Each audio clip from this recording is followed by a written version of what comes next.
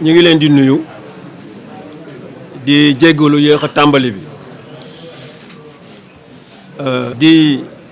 nuyu presse bi fi teew yëpp xam naa ku lim juum mais képp ku fi teew tey liggéey ci wàllu presse ñu ngi lay nuyu di la sant di la gërëm di békki sa teewaay fii di nuyu responsable yi fi teew yëpp di ci jiital suñu maire yi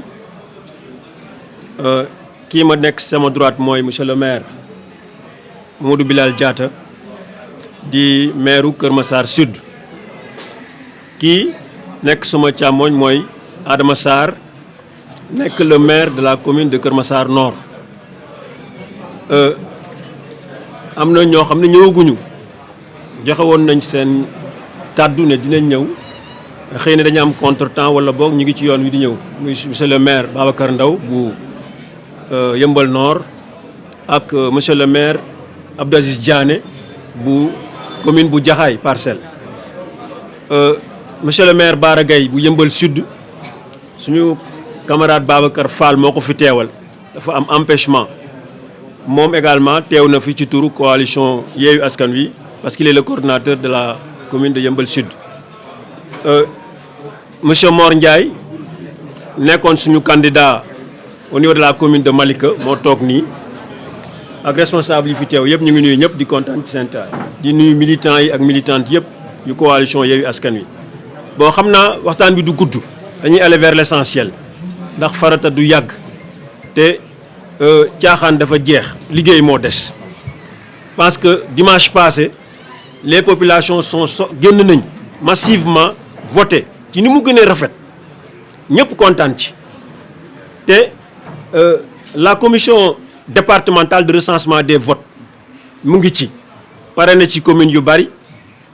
je pense que kañu fa teewal sax mi ngi en route di ñëw la coalition Yewwi Askan Wi a largement remporté les élections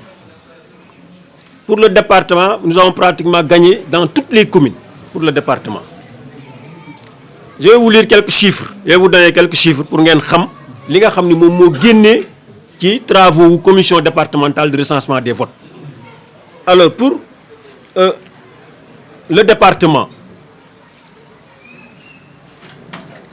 la coalition Yewwi Askan Wi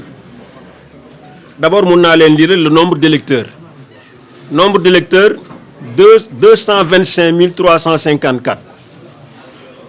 nombre de votants 102 702 nombre de votants hors bureau 2318 nombre d'enveloppes trouvées dans l'urne 102 925 nombre de bulletins nuls 1520 nombre de suffrages valablement exprimés 101 405 ont obtenu je parle des données du département pour Gëm Sa Bopp 10 440 voix Yewwi Askan Wi 42 344 voix Benno Bokk Yaakaar 25 688 voix And Nawlé Suxali Suñu Gox 3 941 voix Wallu Sénégal 8 685 voix enfin Buntu Bi Union Citoyenne Buntu Bi 10 303 voix. Voilà les résultats qui sont validés par la commission départementale de recensement des votes. Lii ça prouve que la coalition a gagné les élections. Léegi ñun ce qui nous préoccupe actuellement mooy ñu jéem a xool suñu programme nu ñu koy exécuter. Comment apporter des solutions aux problèmes des Massarois de façon générale. Nekkuñu fi nag pour caaxaan. Maintenant il y a des gens qui veulent créer la confusion pour seet nu ñu sàccee élection yi mais ça ne passera pas parce que ñun ñàkkuñu fayda ba nit ñi voteel ñuy seetaan ay ñoo xam ne ils sont désavoués blâmés par le et chassés du pouvoir ñu ñëw pour jéem a def ay trafic di duf ay njuut njaaj pour jéem a yàq suñu suffrage on ne l'acceptera pas et ça ne passera pas gudd gàtt loolu mooy wax ci donc li ñu leen di xamal mooy ñun actuellement li ñu préoccupé mooy naka la ñuy def ba fii ak ñu ñuy installé ñu jéem a commencé di xalaat pour que bu ñu commencé mën a jublu rapidement ci mbiru askan wi li leer ba leer mooy ñun ñàkkuñu fayda te la coalition département bi ba mu daj ñun ñëpp pare nañ taxaw pour faire face à une forfaiture on ne l'acceptera pas parce que ñàkkuñu fayda ñun ñi voteel ñu ñuy seetaan ay nit ñoo xam ne dañu leen fi dàqe parce que seen gestion baaxul parce que dañu arrogant parce que c'est des gens yoo xam ne ce sont des incompétents ñu jëlee leen ci pouvoir bi ba pare ñu ñëw nit ñi fal ñu ñuy seetaan ñuy foqati affaire yi ci ay caaxaan dégg naa ñu ngi def caravane ak yi kenn xamul mais yooyu yëpp ay caaxaan la dañu war a fair play man je tends la main à tout le monde pour que ñu ànd liggéey defar suñu Kër Massar mais nag du ñu ñàkk a fayda ñoo xam ne dañ leen folli nit ñi voté luñ leen ñu ñëw bëgg a jël suñu kii parce que Sénégalais yi Kër Massar ñun la ñu wóolu waa Kër Massar Yewwi Askan Wi la ñu wóolu 42 344 voix yow nga am 25 688 voix nan nga mën a gagner nous avons gagné dans toutes les communes te ñoom ils ont les PV nous avons les PV la SEDA a les PV les journalistes ont les données mais quoi est le problème donc lii mooy wax ji ñu xamee ko noonu je laisse donner la parole aux responsables qui sont là. asalaamaaleykum wa rahmatullah. ñu ngi nuyu ñëpp di jaar ñëpp di nuyu en particulier les leaders de la coalition rawatina ko kilifa ci chef bi parce que nous sommes nombreux sama Momar Diop man maa nekkoon le plénipotentiaire de la coalition Yewwi Askan Wi au niveau du département. mën nañ commencer ci département bi en tant que tel pour wàcc ci commune ci commune bi pour le département dinañu wax ne la coalition Benno Bokk Yaakaar a subi une défaite sanglante et sans précédent défaite boo xam ne kenn mënu ko laam-laame parce que une différence de 16 000 voix loolu comme ni ko mbokk yi waxee suñu annulé woon ñaari centre de vote sax du tax ngeen gagné les élections te ñoom xam nañu ko moo tax su leen gisee ñuy jubilé dañ ñuy jaaxal les magistrats qui ont présidé ci commission départementale des intègres magistrats kenn mënu leen changer loo les résultats ils ont validé les résultats et d'ici 4 heures on va avoir tous les PV officiels loolu moom ñu dalalee ko xel tous les membres de la coalition que ne pour le département la victoire est sans appel. Yeumbeul Sud parce que Yeumbeul Sud aussi ils ont fait le job Yeumbeul Sud avec une différence de 3800 voix la Bara Gaye rawee le ministre Amadou Hott. Yeumbeul Nord grande a été notre surprise quand on a vu écart am Yeumbeul Nord une différence de 3000 voix. Malika comme ni ko mbokk mi waxee c'était très serré parce que ñun fa nekkoon xam nañ ne peut-être ils n'ont perdu qu'un seul centre de vote man je ne sais pas par quel miracle ils ont gagné parce que maa ngi wax sànq mbokk mi leen di teewal foofu que ne Malika da ngeen rëcc xaw ma nag nu ngeen fu ngeen jaamee da ngeen rëcc. Malika Kër Massar Nord aussi Kër Massar Nord xam nañ ne ñoom xam nañ ne ils sont venus avec seen i PV ñu laaj leen ko ñu bañ delloog seen i PV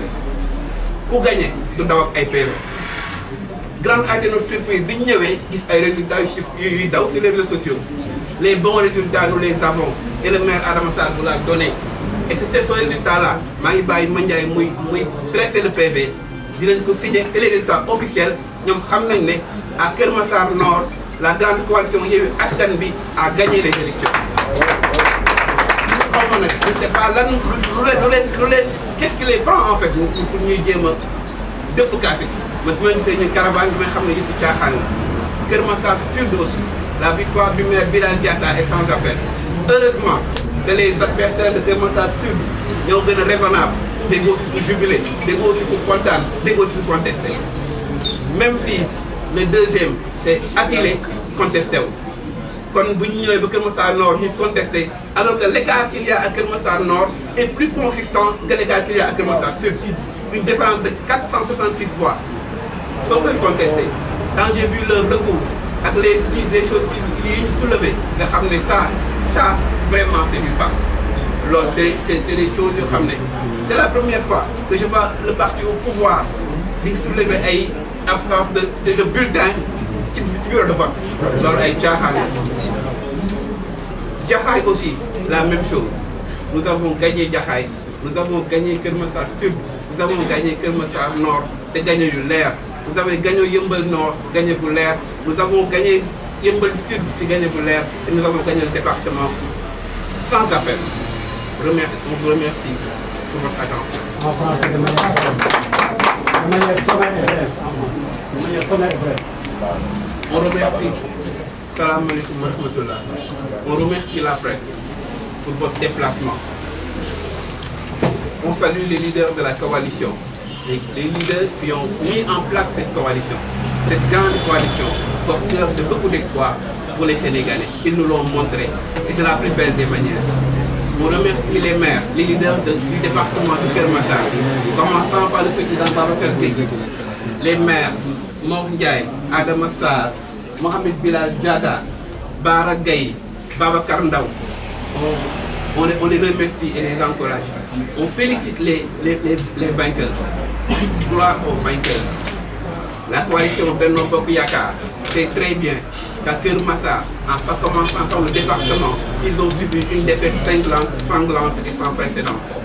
Une défaite au niveau du département, où il y a une différence de 16 000 voix. Même si on a eu les 4 centres de vote, ils ne pourront pas combler ce gap-là. Une défaite au niveau de Yeumbeul Sud, ils ont une différence de 3 800 voix. Une défaite au niveau de Yeumbeul Nord, il y a une différence de 3 000 voix. Une simulacre de victoire au niveau de Malika, où avec une sobre victoire de 207 voix, ils disent avoir gagné. Et comme l'a dit le maire Mor Ndiaye, nous avons eu un recours auprès des juridictions compétentes pour dénoncer toutes les irrégularités qu'on a constatées lors des opérations électorales. Une défaite à Keur Massar Nord, une défaite très claire. Quand je vois les partisans du Benno Bokk Yakaar jubiler, cela me fait rire. Une différence de 466 voix ne peut être passée sous silence. Ils savent très bien qu'ils ont perdu Keur Massar Nord. Ils savent très bien que le maire Adama Sarr a été élu, que la coalition Yewwi Askan Wi a été choisie. Une défaite à Keur Massar Sud. Heureusement que les partisans de Keur Massar Sud, que les membres de Keur Massar Sud savent très bien que Mohamed Bilal Diatta est devant avec près de 2590 voix. Merci beaucoup. Ils le savent très bien. Heureusement aussi qu'ils sont raisonnables. Ils n'ont ni contesté, ni jubilé, ni fait de caravane parce qu'ils savent très bien qu'ils ont perdu les élections. Et enfin, une défaite à Jaxaay où notre camarade a gagné les élections. Donc là, le seul point, c'est Malika. Et Yeumbeul Nord, Keur Massar Nord, où encore, Madame le ministre continue sa récréation. Il est temps qu'elle arrête. Merci de votre...